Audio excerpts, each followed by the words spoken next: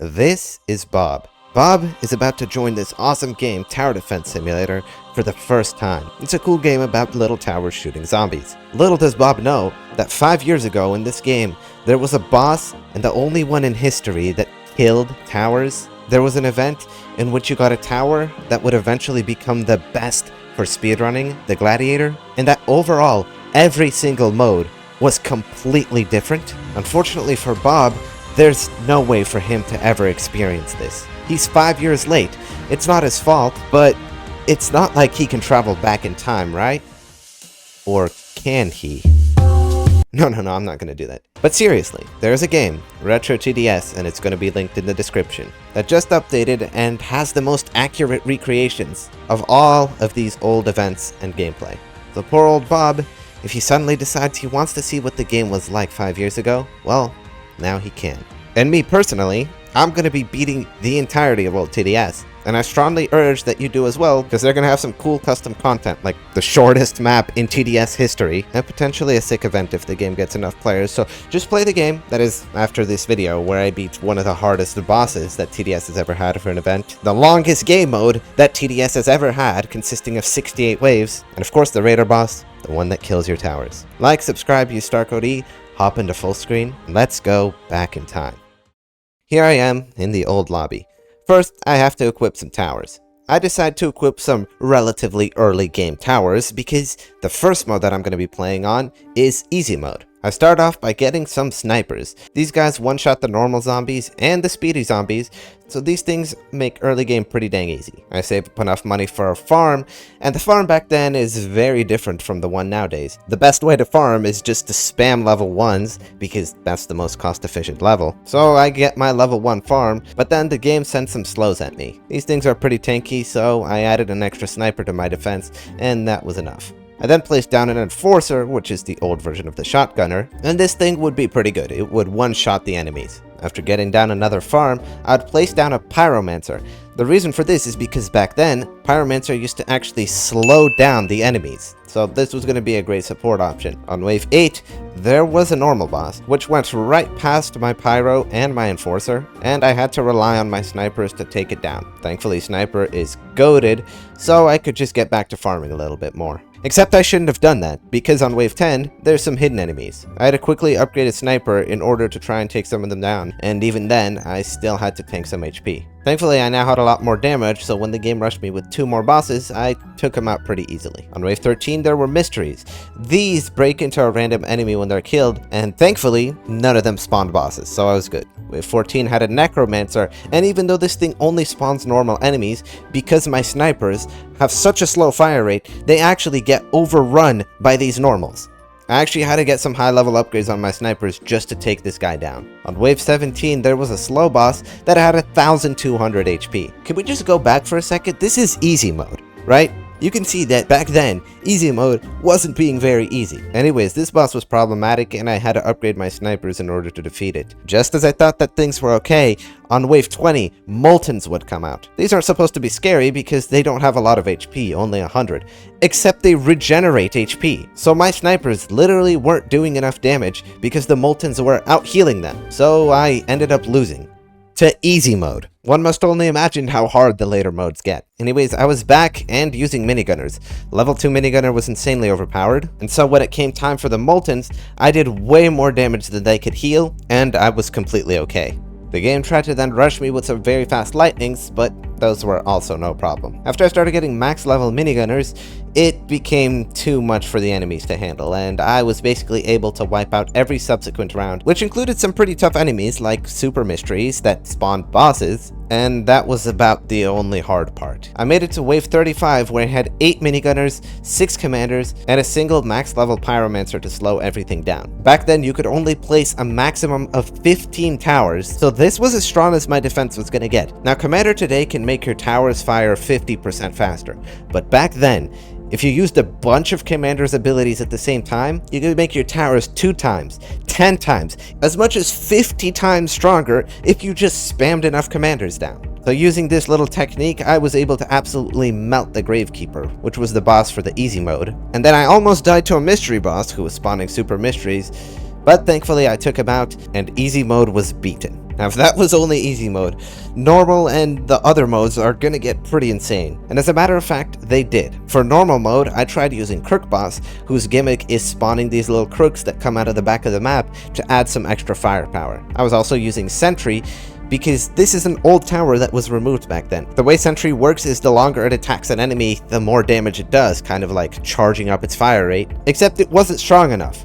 For normal mode, on Wave 35 came out a Gravekeeper, and now you might recall, Wave 35 looks exactly the same on easy mode, so why am I seeing it on normal mode? And after losing I realized this. All of these game modes send out the exact same enemies, it's just that the harder modes have more waves slapped onto the end. So by playing insane mode, I would be playing through the entirety of easy, normal, and hard mode. And you guess what I did? That's right. It was time to play insane mode. For this, I was going to be bringing some of the best towers in the game. John, which is able to damage buff my towers. Turret, which is the highest DPS tower in the game. Outlaw, which I mean, you'll get to see how strong it gets. And of course, Commander, so that I could do the little trick where I boost a bunch of them up at once. In the early game, I farmed a little bit and lost some HP, but it was worth it for the money, because then I got a John, and this thing was almost strong enough. It wasn't quite, so I had to get a second one down, but this allowed me to get up some decent farming, and eventually, because hiddens were coming, I had to upgrade one of the Johns. Now this level of John does 5 damage a shot, and fires fast, so I mean this thing absolutely demolished the hiddens, and I felt pretty safe for the next few rounds, so I got some decent farming. But after getting some terrible RNG, a bunch of bosses out of the mysteries, I was forced to place down a turret. Now turret was going to make a big difference because this thing was doing a ton of damage per shot, so we basically just started absolutely annihilating all of the enemies. Because of this, I was able to get all of my farms to level 3 and even get a max level farm, while only having to get a few turret upgrades here or there. On the wave where the Boltons came out, I had some PTSD from what happened on easy mode, so I got down an Outlaw, and I'll admit it probably wasn't necessary because the Moltons got shredded. But the other enemies were a little bit tough, and the slow boss got actually pretty far. This called for a second turret, and now everything was actually no problem again. That is, until wave 26. This started rushing me with a lot of lightnings, and I tanked some health. I wasn't going to accept that, so I upgraded my John, and now we were doing plenty of damage once again, destroying the enemies. By the way, I forgot to mention, I maxed my farms, so now I was getting a bunch of money every wave. So, max level turret. This thing's DPS was absolutely insane, and the enemies were being killed at the front, except for when they weren't, but then they still wouldn't even get far anyways. From here on out, the plan was to work on max level outlaws. These things were just the strongest towers in the game. Combined with 2 max level turrets and a max John, none of the enemies were really a problem. And when it came time for the Gravekeeper, I used my John's ability to multiply everyone's damage, used my Commander ability to multiply everyone's attack speed, and as you can imagine, the Gravekeeper got shredded. On wave 38, there were some boomers, and what they're supposed to do is they're supposed to blow up and stun all the towers around them. Except because I killed them at the front, there was nothing for them to stun. On wave 39 would come out a tank. Now this guy is supposed to throw a bunch of boulders at your towers to stun them. The thing is, when he was supposed to throw his boulders, he was too far from my towers. And when he got close enough, I'd already killed him off. So basically I had my towers placed perfectly such that he would never actually get a chance to throw his boulders. Wave 40 tested that theory by sending out 3 tanks, but I still killed them way too quickly before they could even throw their first set of boulders. On wave 41, there were some creepers, which when killed, were supposed to stun your towers, but again, my towers were too far away. That wave ended up just being completely easy. Wave 42 spammed me with a bunch of Necromancer bosses, but because my outlaws actually have a little explosion when they shoot the enemies, that little explosion was more than enough to handle all the stuff these Necromancer bosses were spawning, so I had no trouble with them. Wave 43 had some Boomer 2s, which were just supposed to be a stronger Boomer. Again, this had no effect on me because I'm overpowered. And now on wave 43, I had all 15 of my towers down. Considering insane mode is the longest mode in TDS history, having 68 waves. That means I now have to survive the next 25 waves with no upgrades to my defense. That was worrying me a little bit because every wave was only just going to get harder and harder, so 25 waves later, you could expect it to be pretty dang difficult. In the meantime though, it's wave 46. The game realized that those previous tanks were way too easy, so it sent out some fire tanks.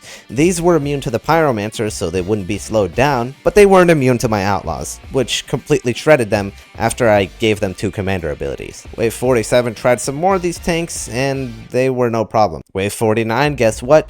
Even more of these tanks, and Wave 50 was actually the Molten boss. This guy was the final boss for the normal mode, except because I'm on Insane mode, I have to beat him, then I have to beat the hard mode, and I have to beat the rest of whatever is in Insane mode. To get through him though, I just used my commander abilities and my John, and my outlaws, well, I mean, I think you could tell. They did the job. Wave 52 had these Shrike crystals, which just made absolutely big spikes on the track. These things just look cool, but they aren't really dangerous. Wave 54, I saw a Witch Doctor, which was healing the enemies around it. Thankfully, because the outlaws have their little splash damage, they were able to destroy this little horde like it was nothing, even though they were healing. Wave 55 was a cool way to change things up because it now had some of these Witch Doctors combined with Gravekeepers, so I was literally getting multiple easy mode bosses, but they were at the same time being healed. Of course, when I boosted my commanders, it didn't really matter. On Wave 58 would come out some Goldens. These enemies were immune to explosions, so towers like Rocketeer would actually not be good for them. Thankfully, I wasn't using Rocketeer, so yeah, just like everything else, they got destroyed. On Wave 60, it was time for the hard mode boss, the Golden Titan. This guy had a ton of HP, until I used all of my abilities. This got him pretty low, but it didn't kill him, and he kept spawning a bunch of his little minions to come rush out, but that was way too weak. He just dies. Now there's only 8 more waves in Insane mode, and I'm gonna be honest, Insane mode was actually pretty easy compared to what's coming next. There was just some frozen enemies that came out, which had quite a bit of HP. On Wave 65 there was a Frost hero, which without using any abilities, actually got pretty far down the track. Wave 67 would double that number, and I was still gonna try not using any abilities because I was saving them for 68, and I'll just tell you, they got a little bit farther than I wanted to, like actually towards the back of the map. But here's 68, the final wave which spams you with a bunch of enemies and 3 Frost heroes. This is one of the strongest waves in the game, only a couple hundred times easier than what I'm going to be doing later. That is not a joke, but you know, I boost up my commanders and yeah, Frost heroes kind of get shredded. They still make it pretty far because there's 3 of them, but the 4 main modes are now all essentially completed. So it's time to move on to the events. Area 51. This is the only event in TDS history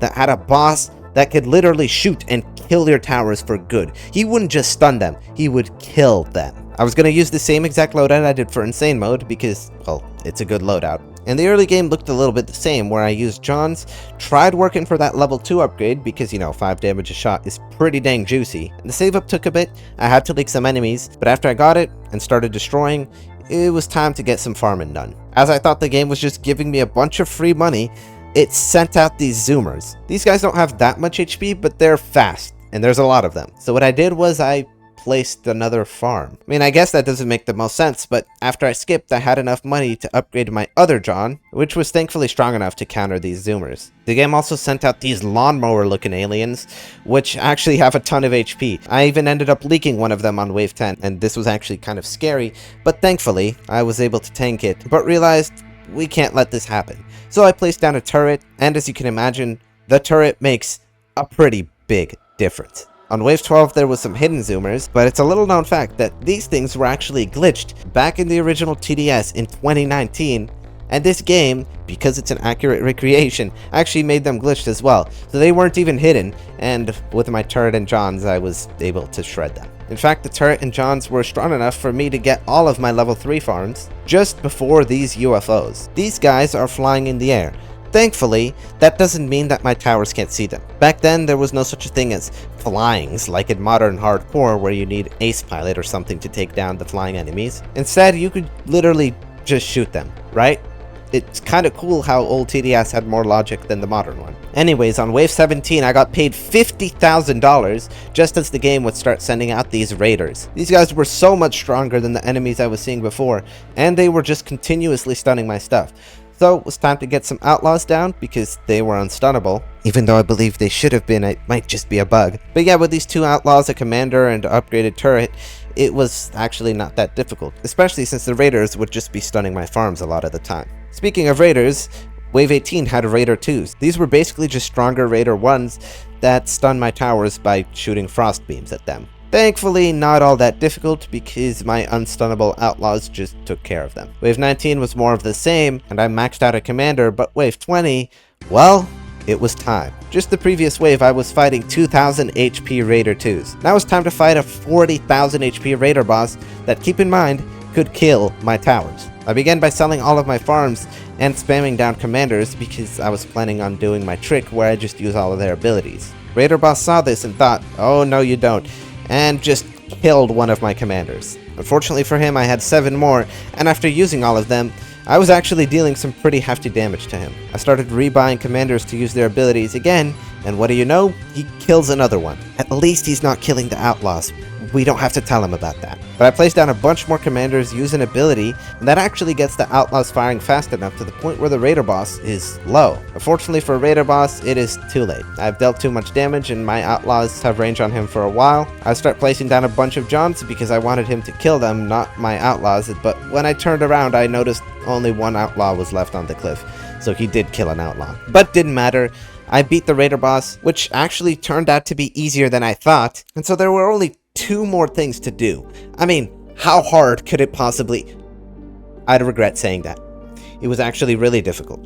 Sword fight on the heights. This event is absolutely no joke. You can actually play it on multiple different difficulties, and I tried it on normal mode, only to realize that there's absolutely no way that I was going to be able to win because there's just so many enemies. I mean, what can you do about all that? So for the first time, I actually had to get a team because of how hard this event was. Fun fact, I actually played the real thing back in 2019, except it was too hard and I lost. That's just to give you some perspective, but regardless, we got a team of 6 and we'd end up playing on insane mode. Thankfully, the early game was looking a lot easier. It was sending out a bunch of really high HP enemies, but because the game spawns us in with over $2,000 of starting cash, we actually had some minigunners, an outlaw, and a commander right off the bat. In my loadout, I brought Commando, which is the event tower that you get from beating Raider boss, and it was also one of the strongest towers at the time, so I thought it would be pretty good. I'd use Rocketeer early on because there were a lot of hordes, and everything was looking pretty reasonable early on.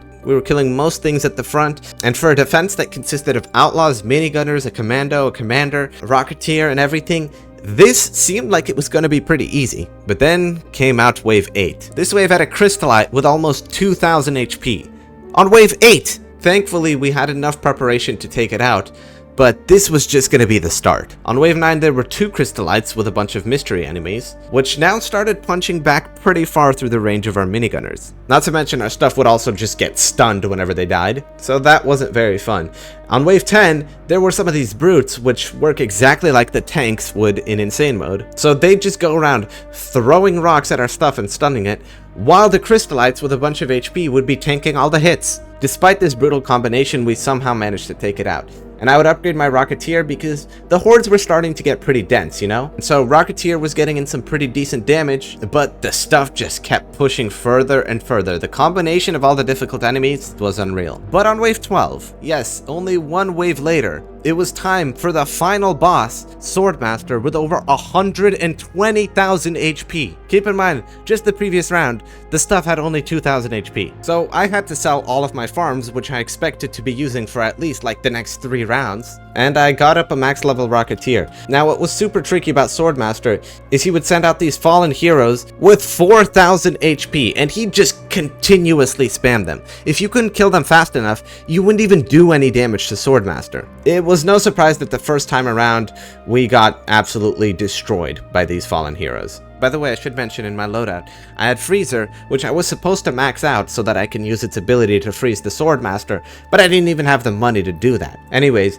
Attempt 2 was starting to look a lot better. We had a bunch of level 2 minigunner spam, I had a turret in a nice spot, there was a bunch of outlaws placed down that wouldn't get stunned, and this time I didn't farm way too hard, so I had more money. I placed down some commanders, some outlaws, and now it was basically just time to hope that this was enough to defeat the Swordmaster. It was starting to look pretty good, and all of our tower spam was actually starting to deal damage to the Swordmaster. Unfortunately, Swordmaster used an ability which stunned basically every single important tower that we had. He'd start spamming fallen heroes, for which I'd get a pyro because I wanted to slow them down as they'd approach the Swordmaster, and those would get pretty dang in the way. I'd start moving my towers in order to try and get in some more damage dealt, and it was actually starting to look pretty doable. We had a bunch of outlaws that were seeing the Swordmaster.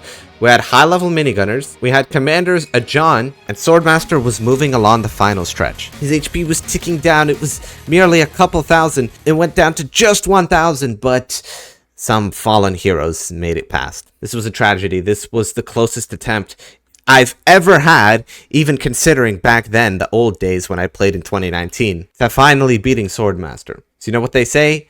Third time's the charm, and believe it or not, we had a bunch of our minigunners again, even more outlaws. I had more commanders in better spots this time, and we had a bunch of high-level freezers at the back, which we would use to freeze the Swordmaster, as well as all the other enemies, especially the fallen heroes that would come by. And so came the Swordmaster. The outlaws fired, the commanders boosted, the freezers froze, and the minigunners, they just emptied their rounds onto the Swordmaster. The max level minigunners further back absolutely carried here because they would do so much damage. And with some final commander usage, a couple of pyro placements, we'd kill off the fallen heroes, and slowly but surely bring down Swordmaster's HP to 0, beating the second hardest thing that exists in Retro TDS. In fact, there's one more boss in this game, so strong that he'd compare to modern TDS's Void Reaver. And for these old towers that rarely even have 100 DPS, this boss is very well just one of the hardest things, period. And I was going to be beating it solo. I'm of course talking about the old Hidden Wave. This wasn't even around back in 2019. This was added in 2020, but Retro TDS, they made sure to include this Easter egg for all those people out there who like a challenge. If you beat Insane Mode in under 32 minutes, which by the way, it took me over 40 minutes to do it, and I was killing everything pretty dang quick. So if you were to beat it in under 32 minutes, you would activate the Hidden Wave. This would just rush you with a bunch of enemies that had more HP than the literal Gravekeeper. If you really like a challenge and you want to do this legitimately, you have to bring Freezer, constantly micro its ability, have multiple people bring commanders, and try and micro their abilities all at the same exact time if you just want to survive these enemies. After I used all of my commander abilities, it was completely impossible for me to defeat these hordes. So what did I do? I cheated a little bit, okay? I sent out a bunch of Doomsday tanks, which have 2,000 HP and do absolutely crazy damage, and thankfully I was able to push the enemies back. The game would then have Jaxes, which were very fast and even stronger than the freaking Golden Titan. You just casually spit out 2 of these bosses, which are harder than the hard mode boss. You know, that's just Hidden Wave for you. And if some enemies were too easy, here's an 850,000 HP Mechanical Rod. You remember that Swordmaster which had 100,000? Nah. Here's 8 times as much as that. Now your towers are getting constantly stunned. If you're not using your commander abilities, then how are you even surviving? And if that wasn't enough, here's a creator with 1.2 million HP. Yeah, this wave is just insane. I literally had to give myself health just to survive this wave. But hey, wait a second. That was every boss in Retro TDS. And honestly, I think it's your turn. As I said, the game's link is in the description. And I really believe that most people are going to have a ton of fun playing this. In fact, you can even see me playing. And then, you know, we'll get to admin abuse. I don't know, have some fun. Anyways, yeah, like, subscribe, use StarCodeE. And thank you for watching.